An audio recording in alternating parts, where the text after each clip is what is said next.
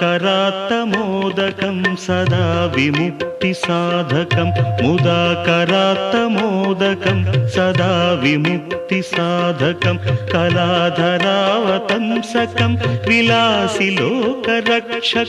कलाधरावतंसकं